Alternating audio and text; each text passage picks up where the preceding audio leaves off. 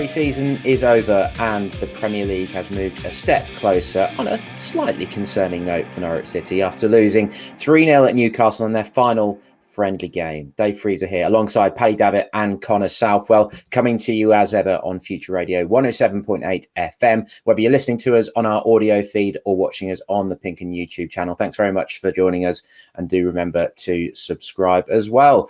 Boys, how are we doing? Are we both recovered from our weekend in the northeast? I think, Connor, I should probably come to you first, really, because you've had an interesting weekend, really, haven't you? We had to do things a little bit differently after we only got 2 passes for a still socially distanced press box. So let the listeners know what you've been up to. Yeah, well, we managed to sneak me in, didn't we, into the home end? So I was sat with quite a few Newcastle fans in the Milburn stand, I think it is, just kind of 2 blocks along from the press box. I wasn't a million miles away, but yeah, slightly different perspective to what we'd usually have, and it's always fascinating, I think, when you sit in with the fans, and obviously you hear comments not just on Newcastle, but maybe perceptions on Norwich as well. So that's all quite interesting. But yeah, we managed. I didn't get detected, so that was good. Largely because of a very poor Wi-Fi and a mobile data situation, which essentially meant I really couldn't do anything. I was struggling to get anything done, as were you boys, really. So it was tough conditions, but we made it work and we got everything through. It was just a shame about the result, yeah. But yeah, it was an interesting perspective. I'd say that. I don't really know how we managed to get it done, Pad, but we did somehow still get the pointers and report and stuff filed. But the Wi-Fi was atrocious for a Premier League club, wasn't it? And we could barely get on 4G. So it was quite a surreal experience of bouncing between different internet sources, desperately trying to do stuff. But we realised within a few minutes of the game starting that Radio Norfolk weren't doing commentary. We already knew there wasn't a live feed. So people were basically relying on our live blog to find out what was going on with the Norwich game around the world. So we quickly had a readjustment, didn't we? I took over the live blog and we ploughed through. But yeah, it was a bit of a challenging day, wasn't it? I know, don't shoot the messenger, but it was shocking connection problems. So it wasn't the service, let me be honest, that we were trying to offer. We would have tried to offer as a comprehensive service as we always do. But yeah, no, my head was fried by about 20 minutes in. I'd literally spent an hour. So the game kicked off at 2. So from it was earlier than that because I wasn't able to. Kieran Scott, which we'll get into, the confirmation of his pending move to Middlesbrough. I think they pushed it out at 12. At which point we just arrived. I was just in the press room at Newcastle, and from 12 to 2:20, 20 minutes into the game, could not get anything online. Been onto our IT department about 20 minutes, but fundamentally, I think the issues with the Newcastle end. Although I do have a very poorly laptop, which is in serious danger of being dismantled by a sledgehammer. So I'm going to have to. One of my early tasks this coming week. Probably get an MOT with our IT. But if there are, this is a personal appeal on my behalf. If there's anybody out there who knows what they're doing with IT and particularly issues of trying to connect to networks and it just comes up with no internet secured. So I don't quite believe we're going down this tangent on a football podcast. But if there is anybody out there, then by all measure and means DM, and if you know the solution to that, because. Not castigating our IT people, but I've had about 2 or 3 calls with these characters in the last 12 months, and I'm still having the same issues. So, yeah, first world problems for us media types. But all in all, it really set the tone for what was to come in terms of Norwich's performance, which was very patchy, a bit like the Wi-Fi connection. So, didn't enjoy it, and not looking forward to going back there in. I think we discovered it's early December, midweek as well. So. God knows, we'll have to use carrier pigeon that night, I think.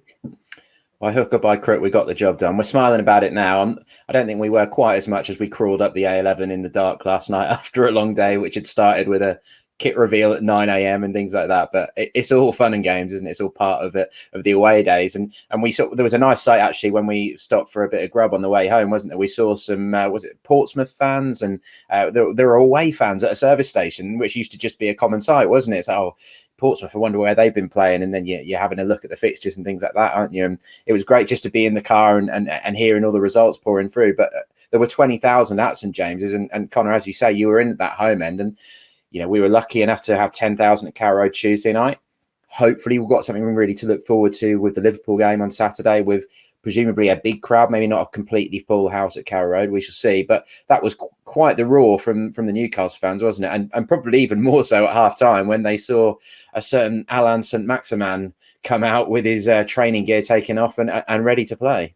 Yeah, it was quite something, really. I think as soon as the halftime whistle went, pretty much all of the conversations around me surrounded that man and whether he was coming onto the pitch and how excited they were to see him back. I think he's had some COVID-related issues, hasn't he, that kept him out. And there's obviously been some speculation around his future as well. But you can see why when he steps onto the pitch. He's just one of those players that gets people off their seats and gets people excited. And certainly in terms of their performance, he dragged it up a level, didn't he? So it was just a really interesting perspective. I did a similar thing a couple of years ago when Norwich played West Ham and when they lost 2-0, but it could have been a lot more than that, to be honest, before I obviously took this job. And it was just interesting to hear little comments around Norwich players and stuff like that, and little opinions that maybe you wouldn't necessarily get elsewhere. And I didn't hear anything particularly sort of revelationary about Norwich, to be honest. It was mostly around Newcastle, but it's a club that doesn't really have a lot of optimism at the moment. I think that's fair to say, but he just seemed to drag everything up positively.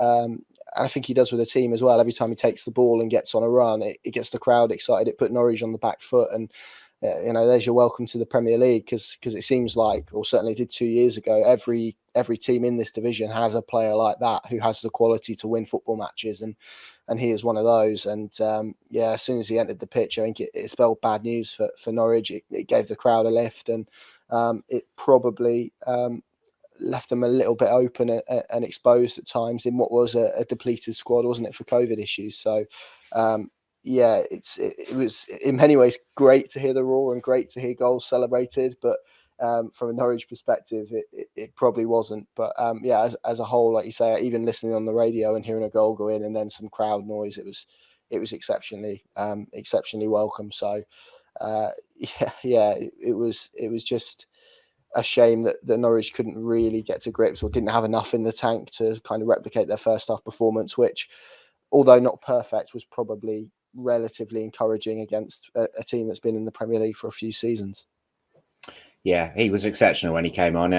There's plenty of context which we'll get into in terms of Norwich being pretty tired and not having any subs to turn to really and things like that. But Saint-Maximin, I think it's probably fair to say that if he could keep his fitness, that guy could probably be worth 100 million. He could be playing at a top club. I thought he was, well, it was a pleasure to see him play, really. Just shackles off, went for it, and he tied Norwich in knots, unfortunately. We'll come back round to transfer stuff a bit later in the pod. I'm sure most of you have already heard a lot about Christos Jolis, and Josh Sargent, who we have already done quite a bit about, window watch on Friday and things like that. We'll come back to them. We'll also come back to Kieran Scott's exit to Middlesbrough as well. But if we focus on this game to kick off with, Pad, the shape, Daniel sort of matched up Newcastle, didn't he? He went with what ended up being a bit of a 3-4-2-1. Omar Bamidele played 90 minutes again, so he's played literally every minute of pre-season. He's the only player to have done that. But yeah, the big context behind this game really was that Newcastle could make 10 substitutions, including Dwight Gale, Saint-Maximin, Jamal Lewis, and plenty more. And Norwich had 6 subs, which included Angus Gunn and 2 academy players. And therein lies what they're dealing with, not just yesterday, but moving forward with massive asterisks. There was six of the lads affected, not directly in all cases, but obviously self-isolating as close contacts or because they've had it with COVID. So there's 6 players you drop back into the mix. The 2 you mentioned, new signings, barring very, very late hitches now, those 2 are added to the mix, and they still want a twist again between now and the end of the window. So right here, right now, you look at, the team sheet was the giveaway where there was, a major differential in the subsection. You might have it to hand, DF, which will work for our visual viewers rather than our audio listeners, but it graphically illustrated what Norwich were up against yesterday. So that's why I don't think anybody need. There we go, boys. You don't need to go overboard. With interpreting certainly the result or even the second half, because as Daniel himself said, the 10 who started outfield players yesterday were the only 10 fit players he had. Pookie was on the bench, but he self-isolated up until Friday, and Daniel then added that in that period of confinement, he's actually lost a little bit of muscle mass, and because he's not been able to train or train properly. So he wasn't by any manner of means fit. Kenny McLean was also on the bench, but Daniel said not only the 12-week layoff he had with his knee issue, but the last week or so, probably with returning back to training and stepping up his intensity, he's had lower back issues as well, so he wasn't fit. Jacob Sorensen, interestingly, was one of, along with Angus Gunn, who that first wave of COVID-affected absences, that those two, if you remember, missed the Huddersfield behind closed doors game. Well, Daniel added yesterday for the first time that of all those players who have been impacted by COVID, that Jacob, symptoms-wise, has been the most hardest hit. So he's obviously still coming back to a level of football fitness, if you want. So they're not excuses or mitigation, really. That is just the facts of the situation. So, I find it quite depressing, really, that we're recording this on Sunday morning, and my first sort of glances at social media today were pretty much universally, we're doomed, et al. Kind of thing, off the back of what people have consumed at Newcastle, which I just don't see it, because how can you possibly judge what Norwich are going to do in the Premier League based on, as Daniel said, would have been quite a miracle to get anything from that game yesterday, because Newcastle, conversely, are able to bring on big hitters, Sam Maximan, Jamal Lewis, Dwight Gale, and they're playing their only pre-season game at St James's in front of 20,000 fans. That's probably the biggest crowd they've played in at any point since the pandemic. So, they were up for it. You could see the intensity. I think they picked up 2 yellow cards in the second half. Daniel talked about 2-0, their time wasting, trying to run the ball into the corners. Their intensity levels and the physicality and the mindset, the way they approached that game was probably at Premier League levels. And Norwich, for all the reasons stated, were almost just trying to get minutes into legs, get through unscathed. Your squad depth gets better and better. You get every day that passes between now and Liverpool, the McLeans, the Pookies, the Sorensens get more and more training miles into the legs.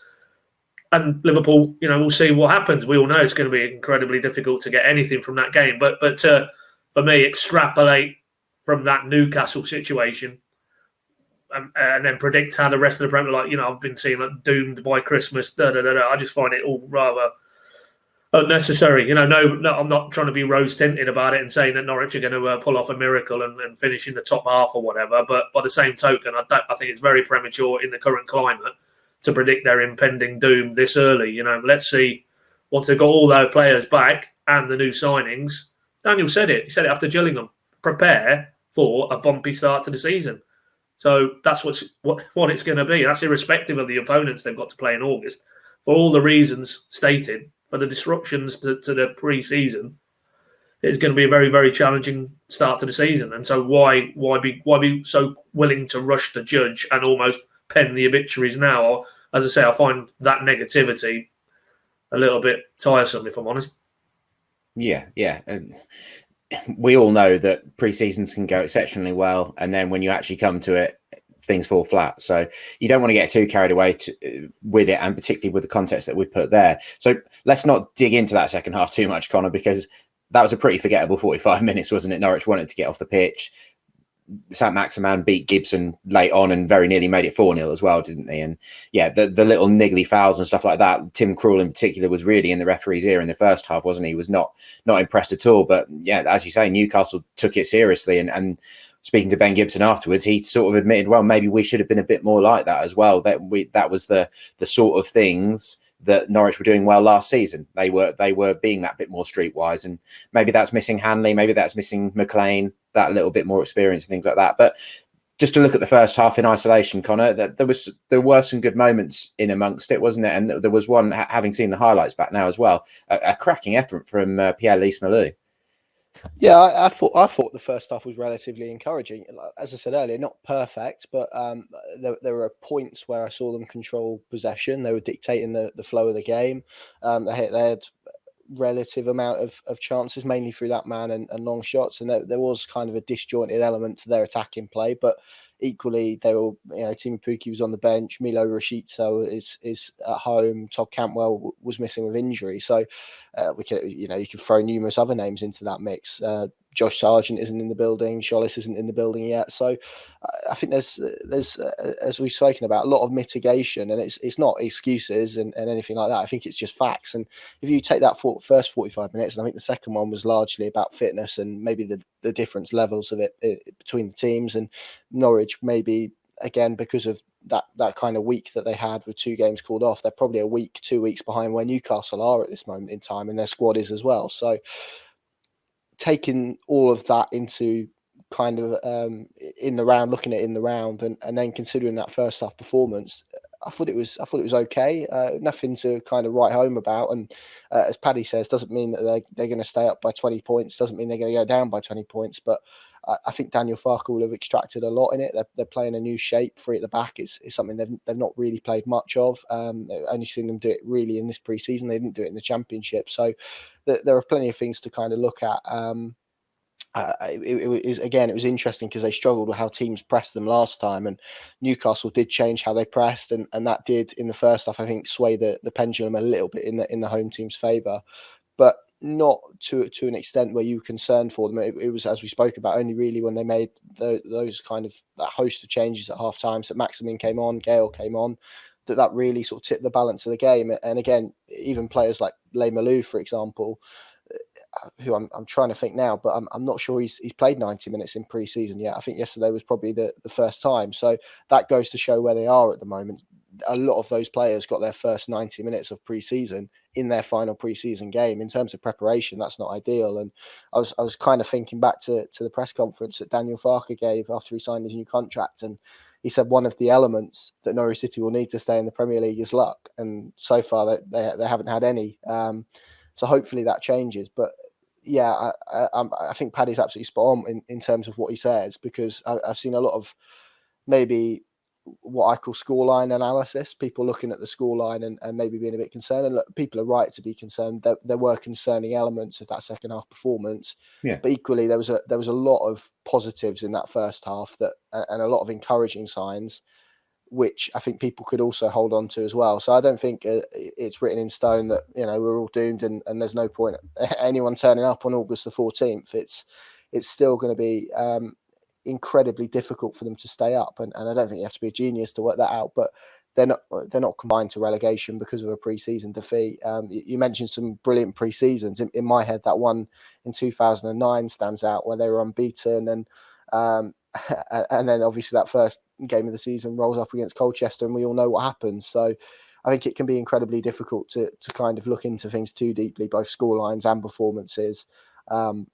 But I think there was enough encouraging signs in that first half not to be too concerned, particularly given kind of the players that they've got back. If we're looking at a 3-0 loss with a full squad of players, with a full sort of smoother pre-season, should we say, then I think maybe there is more reasons to kind of sound the alarm. But at this stage, I think there's enough mitigation for people to maybe not take both the performance and the result with kind of too much merit, to be completely honest. Yeah, I don't think there's anything wrong with people being concerned at this point, and you should always temper it by, social media isn't necessarily reflective of the general support base, is it? So Twitter's where people go to moan, essentially. So it often tends to have that negative feel to it, doesn't it? But just to answer your question as well, Leigh-Malou did play 90 minutes before yesterday against Huddersfield, because I've got them in front of me. There's a piece at PinkUn.com now, which is basically breaking down the story of Norwich's pre-season. So as I said earlier, Omar Bamadeli's he had the most minutes, 450. He played all of the 5 matches. He was ahead of Zimmerman, Dow, Rupp as the players to get the most minutes. Adam Eder was top scorer with 4 goals. Dowell and Leigh-Malou got 2. Cantwell got 4 assists, and then 1 apiece for Yanulis, Dow, Rupp, Hugel, and Mumba. But that's all up there if you want to get stuck into it. But I think an interesting element of this discussion, Paddy, is to look at Liverpool and the fact that they were able to get out to Austria somehow when basically everybody else hasn't been able to. And the fact that they've been in a bubble has almost protected them from any COVID outbreaks. And they seem to have been going along quite nicely. They've got 2 final friendlies, which are they follow our recording of this. So on Sunday morning, as we record, they're playing Athletic Bilbao Sunday afternoon, and then Osasuna on Monday night. But I think they're both at Anfield, and I think Klopp has suggested that the Osasuna game will probably be a younger team. But they've had Van Dijk playing, they've had Gomez, Salah, Mane, all the big players, Alisson and Fabinho are back. They're looking in pretty good shape. So I think the context that we've been putting this all in comes down to this COVID outbreak, doesn't it? And I do feel a little bit sorry for Farke in particular, because obviously that has limited his options, but for the squad as a whole, because that is kind of the world we're living in at the moment. And who knows, this Premier League season, that may become an issue for several clubs throughout the actual season, that teams have outbreaks, and hopefully Norwich have got that out of the way and stuff. But that has definitely made things worse, and beyond just this result, because they'd won the first four and things were going along pretty nicely before the Coventry and Sheffield United friendlies got postponed. But frankly, the team that started yesterday and the team that we're probably looking at starting against Liverpool as things stand isn't what most fans would have been expecting and would have been hoping for. You know, we're not seeing enough of Rashica. Grant Hanley hasn't played a minute. So I think that it's fine for people to be concerned as long as you don't get too carried away with things, because there is a very tough start to the season looming. Absolutely. And that really, in a nutshell, underlines that Liverpool have had, from a distance, I've not looked at it forensically, but quite a trouble-free build-up, and managed to get away and get into their camps. And Norwich really haven't. I mean, Daniel said after the game yesterday that the plan was they would go back to their German base. They had 2 Bundesliga friendlies lined up, and then a third one against a Bundesliga 2 team, which, you know, really would. And that within the context of hot housing the players away, integrating those newer players in terms of their teammates, and the building that team spirit in an environment which has worked for them superbly in seasons past. So for that not to happen is quite a contradictory, or paradoxically looking at it, that they decided to stay in the UK because of the COVID issues, and then unfortunately, they've ended up having quite some substantial COVID related disruption. So hindsight being a wonderful thing, but they were not able to get out to Germany. We haven't looked into the ins and outs of that, but I did see some Klopp quotes that it was almost government level talks that Liverpool had to undertake with Austrian government officials to be allowed to go and do that. So I think they actually moved on to, I think it was Evian as well, just over the border in France. So they clearly had to get a lot of buy-in from a lot of not just football officials, but probably government officials to put that tour together. Whether that comes down to, Liverpool are global iconic club, European powerhouses, and Norwich a little old Norwich, I don't know. But, the decision was made that they couldn't get out to Germany. And then in its place was supposed to be a little mini training camp in York, either side of friendlies against Coventry and Sheffield United. And we know what happened. None of that took place. As I say, if the fans, if there are fan elements who kind of want to dismiss that and not factor that in terms of where they are now at this stage of the summer going into Liverpool, and that's fine. Everybody can make their own choices, but I do think it's very premature to dismiss, quite a massive disruption in terms of, as Connor said there, Grant Hanley has not played 1 minute for Norwich in pre-season. Mia Rashica, brand new summer signing, needed to get game time into him. How many games has he played? Barely played. Timu Pukki came back late from the Euros, trains for 3 or 4 days, plays against Huddersfield for a first half or so, then has to go into isolation for 10 days. These are, unfortunately, the cards that Daniel has been dealt, and it just makes a hellishly difficult start. Well, maybe impossible. If they can get any points out of the August now, I think it's going to be very, very difficult, because if they'd have had the most absolutely perfect pre-season, they'd gone out to Germany, they'd embedded in those new players, they'd got the levels of opposition they wanted to work on things, rounded it off yesterday, positive result, take it into Liverpool, it was still going to be, well, let's be honest, outside Norfolk, a shock to get anything from Liverpool this weekend. So that's not throwing the towel in, but it's just the reality of the situation. And I think it's unfair to dismiss those elements and then look to, pick out the negative elements of why Norwich maybe aren't going to hit the ground running, because it's what can Daniel Farke do? What can Daniel Farke reasonably do if he's without 11 players for concerted periods of time? If he loses friendlies, if he loses training camps, what more can he do? He put out the only 10 players he had available at Newcastle. That's how it is. It's not like he had 10 other players on the bench and he got it tactically wrong. You want us to get on to formations, Dave? We'll get into that. But I think he more or less said that he played the formation that would suit the 10 available players. It wasn't. He'd been planning to play that system against Newcastle in their final pre-season friendly before they kicked the ball against Kings Lynn.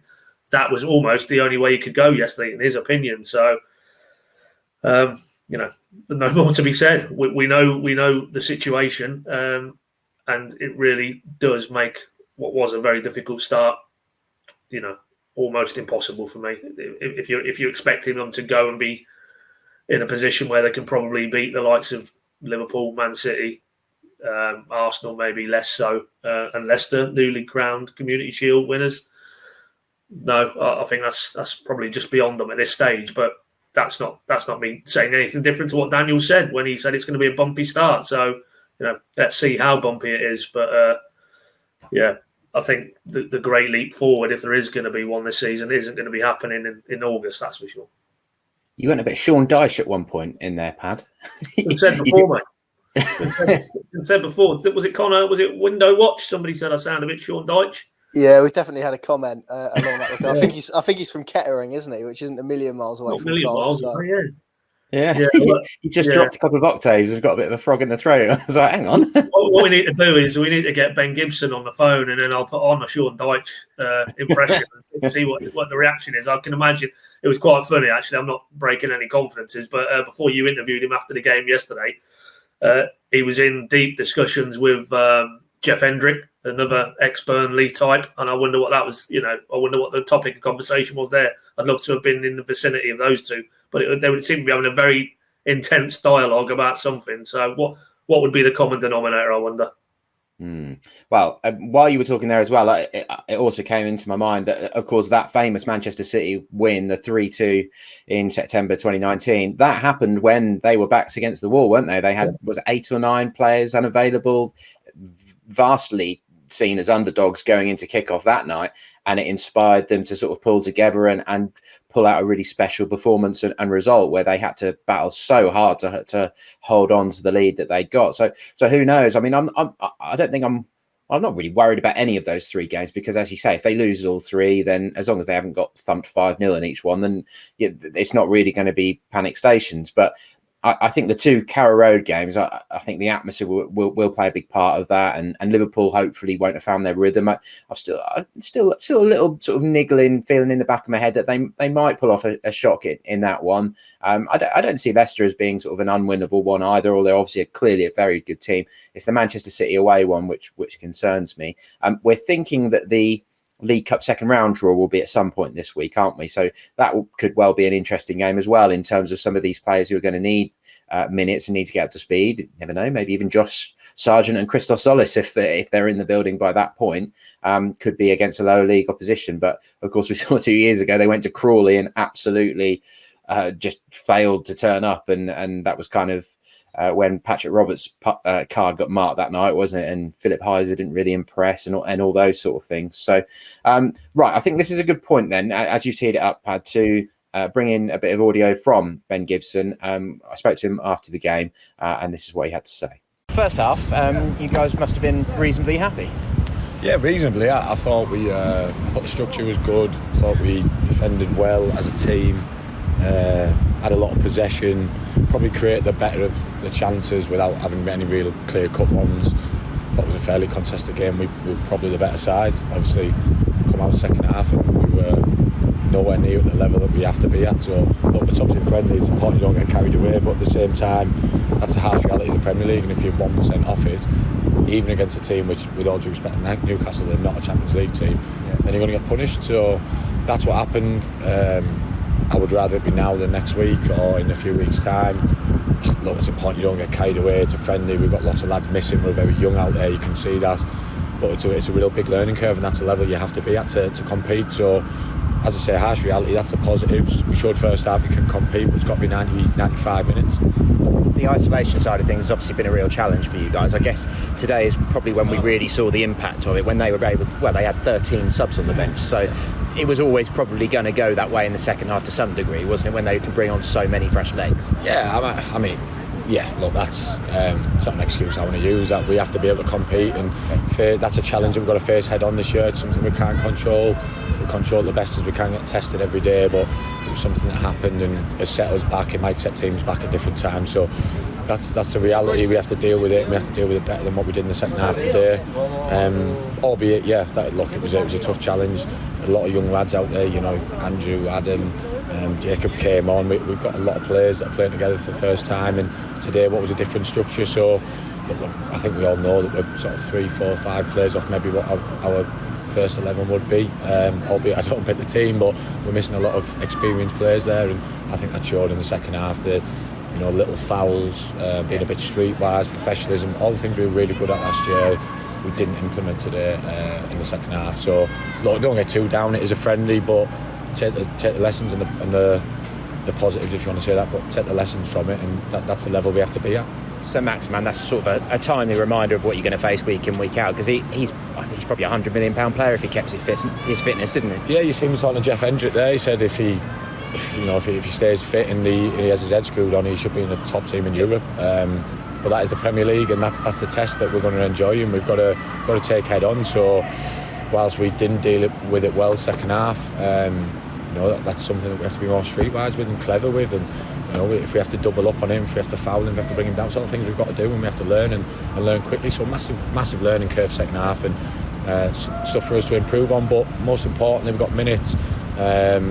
First half we competed, and we've got to take that from it. How are you doing? It seemed like in the summer you were quite quickly with the Instagram videos and stuff looking like you were in good shape. Yeah, just trying to shed a bit of positivity, if you like. I've worked really hard. I've done everything I can. Obviously still getting there. The ankle's still remodelling, but that's my first 90 minutes. My first proper minutes were Tuesday night, so this week's been a huge progression for me. Yeah. There's obviously still sharpness and match fitness to come, which is huge, but I'm getting there, yeah. Just finally from me, obviously you had that season with Middlesbrough in the top flight, so you know exactly what you're going to face this year, and obviously your bits and pieces with Burnley as well. So how much can you reflect on that season in particular with Borough for this season? Yeah, I think I can take a lot from it, as can the boys that were here and part of it 2 years ago. You assess things that you did well, you also assess things that you could have done and should have done better, and as a club I hope, obviously I wasn't here, but I hope that we've learned from those things. It looked like we had last season. I think obviously the frailties were at the back, and we addressed that obviously last year, and albeit that was a sort of a different look to us today defensively, and as a team it was a different look to us, but I think we addressed that last year, and it's important that we address that second half performance today, because that isn't acceptable. So whether it's a friendly or not, we have a level of pride, and we're not happy with the goals. We'll analyse it, no doubt. We'll pick the bones out of it and make sure we do it better next time, because it's only really a mistake if you don't learn from it and you repeat it. So if we nip that in the bud now, today would have been a really good test. Right, so Connor, that second half, Christoph Zimmermann seemed to lose his way quite a bit, particularly for that first goal, sort of getting out-muscled by Callum Wilson. Where do you think the defence sits heading into that Liverpool game? There's still a little bit of me that thinks if Grant Hanley gets a full week in training that Daniel might still go for it and chuck him straight in, but we've seen some interesting elements to how the defence has been evolving during pre-season, haven't we? Yeah, we have, and to be honest, I watched the game, as I said, from the home end, and it kind of, there were a few troubling signs for me, and I know we've spoken about all the mitigation, but I wasn't particularly enamoured by Dimitris Giannoulis's defensive performance, which again is a slight concern, given that he was very good going forward in the Championship. But when we think about sort of games where Norwich were really, and their fullbacks were really tested, I think about Ismail Assar against Watford. He of course was suspended. Bournemouth as well, maybe to a lesser extent. So in what I've kind of regarded as his first real test, I'm not quite sure I saw enough to maybe sort of encourage me that's going to be a solid enough area of the pitch going forward. But again, one pre-season game, he himself hasn't played much this pre-season.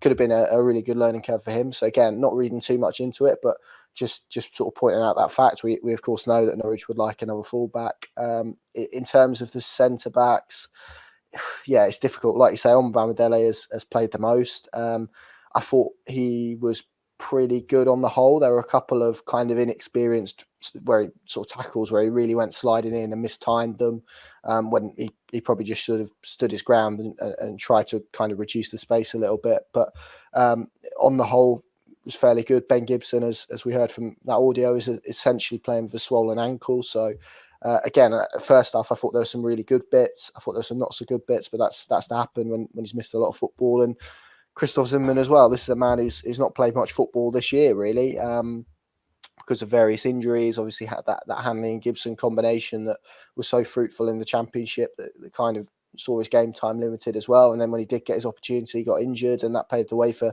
Omobamidele to come in. I think naturally there is some concerns about his pace and maybe his ability on the turn, but there are a lot of very good defenders who are capable of operating without that. And I think he would probably be better as part of a 2 than a 3, in my opinion. And I think if you drop Hanley into that central position in the 3, then Norwich probably have a bit more coverage sort of behind the back line, where we did see sort of Dwight Gale and in particular St. Maximin get in.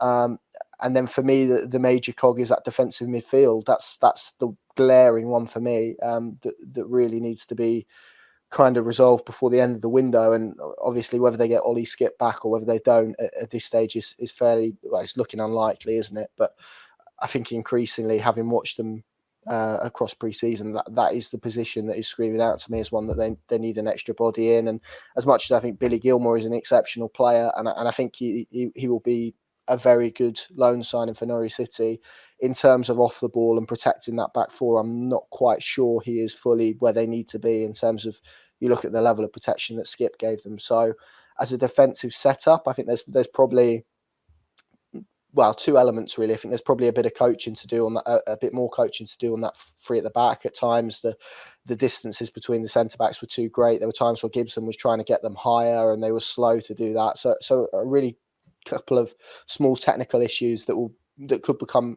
relatively substantial in the Premier League, and then probably some points where they just need some extra bodies, which of course they're working on. And as Stuart Webber said, they're probably going to sort of wait deeper into the window. So in terms of their overall defensive setup, I think they're a lot stronger than they are 2 years ago, but I think there's still work to do both on the training pitch and in the transfer market. Yeah, it's going to be really interesting to see whether Daniel does go over 3 at the back against Liverpool. You know, we saw Sorensen on the right of it at King's Inn and things like that. That is going to be a fascinating element of it. Before we come to the questions we've had in, Pad, just wanted to talk a little bit about Adam Eder, really. He's had a fair crack of the whip during pre-season, hasn't he? 4 goals. But I think there were definitely elements. Yesterday reminded me a little bit of when he's played for Ireland and they tried to use him as sort of a lone target man. And his hold-up play didn't really seem at the level that it needs to be. And we know he's, got the instincts. He's got a cracking goal against Gillingham, didn't he, in midweek? But in terms of sort of being able to play that lone striker role, I'm not sure we've seen enough really to think that he's going to be threatening Pukki's starting position just yet. No, wouldn't disagree, Dave. You only go back to post-Gillingham where he scored the 2 goals. I asked Daniel how pleased he was with him in terms of pre-season. Obviously, he said again, no issue with his goal-scoring ability. He's a natural-born goal scorer. But, majority of his answer to me was he's not doing this really. He needs to up his game in this area. And it was those elements, back to goal, how he presses defenders, the options he offers them into the channels, the decision-making of when to go into the channels. And it was quite clear that in Daniel's mind that, he isn't ready, nowhere near it, to be your Premier League attacking spearhead, and that was graphically illustrated. I thought at St James's, he's too easy to play against when Norwich have the ball at this level, defenders, and the ball goes into him, it doesn't stick. He's not capable on a consistent basis to bring players into play, and that's the challenge for the guy. Sargent looks like he's going to be in the building soon. And he's got a battle on if he wants to keep ahead of him in the pecking order. And at this stage, I think they'd probably be more inclined to go with a Sargent if he acclimatises in a reasonably painless manner. Because, yeah, in the right settings, you could introduce Adamida, I think, off a bench, and if they're searching for a goal, if the balls were going into the box, then he's always going to be a threat because that's his strongest suit. But his all-round play, I mean, if you drawing a comparison with the GOAT, it's chalk and cheese outside of the box, and we know what an integral element of a Farke side that is, the work that Pukki does outside the box, almost on a par with what he can offer inside the box. So, because it knits so much of the midfield unit around him and that attacking final third presence. So, yeah, right now it's a bit harsh to say it because as you say, he's topped the scoring charts in pre-season, and ultimately, strikers are judged in goals. But I just think he's got much more to do outside of the area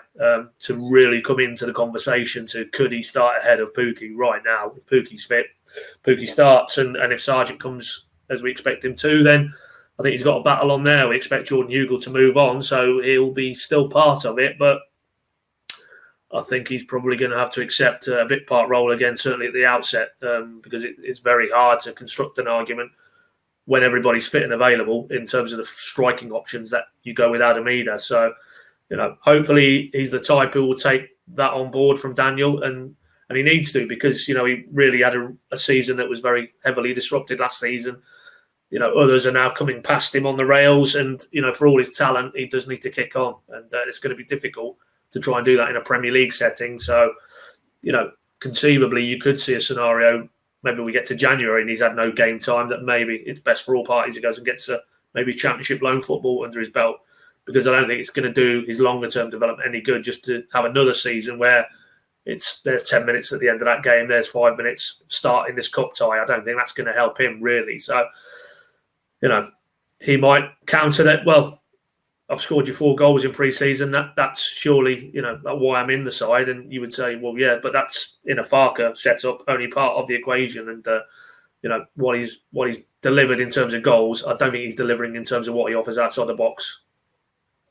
Yeah, and we've seen Farke use him as a wide man quite a bit as well off the bench. Like before he got his injury and stuff, he was starting to make a bit of an impact like that, wasn't it? So I think everybody's pretty much in agreement that Ida's got plenty of ability. It's about him using it properly, really. And I think maybe he just needs that bit more determination. He's got the physical size to him, hasn't he? He's just got to maybe use it a bit better and become a bit more of a gnarled centre forward. Get those sort of traditional elements into his game, because if you give him a chance, he will probably score it. So that's going to be really interesting to see how that evolves with Ida. Let's move on to a few questions we've got. Connor, if I come to you first with this one, because I want to just finish off on the latest transfer lines and Kieran Scott as well. This is from Callum Howard, who says, who surprised you the most and who's disappointed you the most in pre-season? I think we'll leave the disappointed thing alone, because up until the final 45 minutes of pre-season, the players that have played have done reasonably well, I think. We all know Christoph Zimmermann didn't do particularly well in that second half against St. Maximin, who was exceptional, and kind of the panic alarm seemed to be setting off a little bit for Zimbo in that second half, and that was pretty forgettable for him. But in general, I don't think you can really label disappointed on the Norwich players in this pre-season, because they've had quite a challenging time. So, yeah, who's surprised you the most? Certainly in the early stages of pre-season, I'd probably throw Barley Mumba up there. I thought some of his performances were excellent in the early stages of pre-season. Obviously, we know in terms of sort of getting ahead of Max Aarons, that's going to be very tough. But and again, it just kind of repeats every time I've seen Barley Mumba play. Again, kind of what we just spoke about there with Adamida. There's a lot still to mould and craft, but in terms of raw materials, you're looking at someone who I think could have a pretty impressive career, and I think we've seen that again in pre-season. I suppose Le Malou has impressed as well for different reasons. He looks like he's going to bring a goal threat from midfield. When you think about 2 years ago, they didn't necessarily have that. They were very reliant on Teemu Pukki. So if he can hit a few, and you can imagine with his goal against Gillingham, and obviously that you referenced the volley earlier yesterday, there were a few sighters as well from range. You can kind of see that when he's going to score, they're probably going to be fairly magnificent. So if Norwich can play fairly low margin games and win them with a strike from range, then that will probably extract them a few more points. So he has impressed me. Todd as well. Again, not necessarily surprising, but in terms of performances, he has to be up there in terms of kind of his creative outlet and maybe sort of taking on the responsibility from Emi Buendia from a creative sense. Obviously now the challenge is to do that in the Premier League, and hopefully he's fit for Liverpool. But yeah, probably Barley Mumba in terms of surprise. I'm trying to think if I've missed anyone, which I probably have. So I don't know if Pad's got a different answer, but they would kind of be mine to be honest. No, if you'd have come to me first, Dave, I'd have said Barley Mumba, and not surprising, but the way Cantwell has accepted the creative responsibility post Buendia, they're the two most interesting facets. I think Lys Malou, I just want to see a bit more of him because I thought yesterday he was a little bit lightweight in the middle of the park for the reasons already stated about.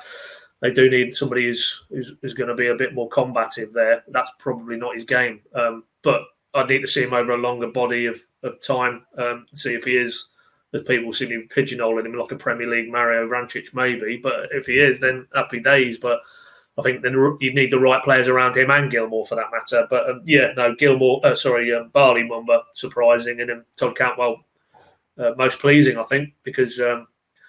parking all the Villa sort of side of the summer, I think he looks to be relishing the added responsibility, and graphically illustrated yesterday with his absence through injury, we hasten to add rather than anything else, they do miss him because that second half, it was a very blunt attacking approach from Norwich, and somebody with his creativity and technical ability to run over a striker, run beyond the striker, and his goal output, which he showed in the Premier League before. He's if he stays fit and he stays here, which we both hope, he could be a very, very big player for Norwich at the top end of the pitch. Yeah, Todd was enjoying himself against Gillingham, wasn't he? There was a bit of showboating, and there's been a bit of showboating throughout pre-season from Todd, to be honest. And Dowell and Rupp, that didn't really work as an attacking balance just behind either. Rupp particularly, in advanced areas, I don't think he's ever really impressed. It's more when he plays in a deeper role and he is able to push forward and sort of uses his dynamism and when he's got more of the pitch in front of him to play into. The only other one I'd mention in terms of sort of maybe not a surprise, but I think Omar Bamadeli has shown a lot of good signs, and certainly at Newcastle there were a couple of really good moments in amongst a few bad ones, but there was one where he tackled back on St Maximin excellently, and if he'd have got it wrong it would have been a penalty, and in a real game would have been a red card, but he didn't. He got the ball. It was a really impressive tackle. And another one where he outmuscled Callum Wilson when he was the last man and won the header, and there were a few good headers from him against Gillingham. So just be interesting whether he is ahead of Zimmerman in the pecking order, whether you know what Daniel's like. He does like to make these brave calls, doesn't he? Whether he's involved against Liverpool, I don't think we'd be totally shocked. We were surprised when Cantwell started at Anfield 2 years ago, weren't we? So I wouldn't rule it out totally at this point, but we shall see. I'll come to you with this one then, Pad, sort of flowing on to that from James. What starting 11 and formation do you expect Norwich to adopt for the first game? And also, are Norwich pursuing a new centre-back? Now, I'm not expecting you to name a 1 to 11, but just basically, based on what we have seen from pre-season, where's your instinct lie? Because I think mine probably still goes back to, despite everything that we've seen, all these different shapes, is that Daniel will go back to 4-2-3-1. Well, yeah, I mean, it wouldn't be on the realms that he retreats to a bit more, because ultimately, for all the reasons we've stated here, it's going to be, there's a lot of elements that are, out of his control in these next few days, off the back of a pre-season that he hasn't really been able to mould as he wanted. So if you're thinking as a head coach, you want to limit the amount of variables that are new or something that's a bit more left field from what they've done before, then you're going to seek solace in the 4-2-3-1. But ultimately, that will depend on, you talked about Hanley, those type of issues between now and next Saturday. Kenny McLean, Timu Pukki, even Sorensen. Daniel yesterday threw him into the potential context of what a Liverpool starting 11 could look like. So it's just impossible really to sort of second guess what in terms of the formation. I think I'd just look at that 11 yesterday and think, well, how many of those would be starting? And you'd go Krul, you'd go Aarons, Yanulis, Gibson, as in definites, Gilmour, Lys Malou, And then further forward, probably Dowell. Really, I still think there's a question mark against Rupp. If McLean was fully fit, I think he'd tend to go that route. I think, given how impressed he was in the Premier League 2 seasons ago. Pookie comes in for Adamida. I think Hanley will come in, and I think Zimmerman will drop out. And then it's just that if you go 3, then Bamba Daly plays. If you go 2, then it's going to be Gibson and Hanley. And again, it's that kind of reducing the amount of sort of variables for this particular game. So I genuinely couldn't, at this stage, because he doesn't know, does he? He doesn't know what the next few days hold in terms of which players are going to declare themselves fit and available. So in that context, but if everything went for him, then I could actually see him going with the 3. I could see him going with Hanley, Amobama Daly, and Gibson, your 2 wing backs, and then because I think you would hope that yes, it's a 3, but it could conceivably be a 5, and at least that would solidify them a little bit. But then it's the 2 in front or the 1 in front, what that looks like, because as we've already touched on, I don't think Gilmore and Lise Malou, if they were in a side that came under pressure, necessarily have the skills to protect in a Ollie Skip, Alex Tete type of mould. So that's a concern. But at this stage, the honest answer, we don't know, because it depends on player availability. I think it'd be premature to think a Sargent or certainly a Zolis could come into the contention if those deals get done. In Zolis's case, he's probably have to isolate it unless I think there is talk rules are slightly going to change now. But if we're talking back end of this coming week, then that would probably on those grounds alone rule him out. Sargent not, but I don't think you're going to bring a lad in 4 days before the Premier League kicks off against Liverpool and start him. So, it's for me because we've seen predominantly the 3-4, if you want to call it that, 2-1 in this pre-season. I think he'd probably err on that, and then it's just, as I say, the players to fit the personnel to fit the formation. But just the 4-2, it's the 2 that would concern me there, because in the 2 that worked so brilliantly last season for him was a combative midfielder, a holding midfielder. He doesn't really have that type of player. So does he go with that formation when he doesn't really have in that area of the pitch the personnel to fit the formation? So no, I think if you put me on the spot, Dave, I'm probably erring on now 3-4-2-1. I think he'll go that route with Hanley coming in for Zimmerman. And with Rupp injuring his ankle a little bit, that might have just pushed him back as well. But it's probably, if that did end up happening, Hanley came in for Zimmerman and McLean in for Rupp, despite the fact they're not fully fit, would be perhaps seen as a little bit of a snub for those two. They're going to be having to sort of work their way back into plans and things. But it's all part of the master plan. It's just keeping Jurgen Klopp guessing, isn't it? Daniel's designed it all this way, just so Liverpool don't know what's going on. They can't predict. A little bit of insight for the listener / viewer. Producer Tony, who isn't with us today, our video guru, as we like to describe him, always stops us from talking about things after the game, or after games, because he's like, don't give away the goal. You save it for the pod, because just like fans, when we come out of Carrow Road and we get together, we start chatting about the game. And when you got a long drive home from Newcastle, to not talk too much about the game is quite difficult. But this conversation that we've had just while I've been listening to you both giving your answers shows exactly why we do it. Because if we'd have said all this to each other in the car, then we may not have gone in such different directions. But finally, Connor, before we come, this sort of tees up transfers, to be honest, from Darren Clark. Morning, lads. Do you know if there's been any progress on transfer targets for defensive midfielder and centre-back positions? No is the answer, isn't it? Certainly not close. I think clearly attentions at the moment are getting Sargent and Zolis through the door, which would then be the attacking sort of positions done, you would suspect, unless, of course, they lost to Campwell. Obviously, we've kind of spoken about Hugill, but with Sargent coming in, you've kind of got the replacement before he's even departed. So you're covered against that. So that would be the top end of the pitch done. And then, as we've kind of spoken about, it would then be about trying to solve the fullback, the central midfield, and the centre back if they could get one that substantially improves them.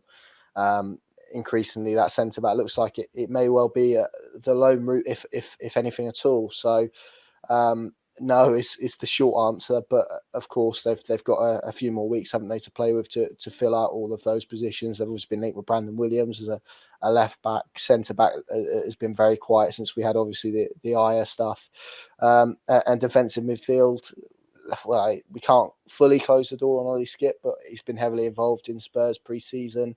Obviously, they've got a wealth of really good midfielders. Harry Winks is still there. Sissoko's still there.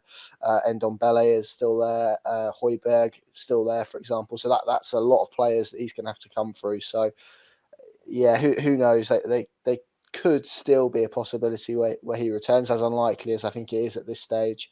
So I think they may well have to begin to look elsewhere. They already will have looked elsewhere, but maybe step up their efforts in terms of that position. But yeah, at the moment the attention seems to be on the two and getting those two, Sargent and Zolis, across the line.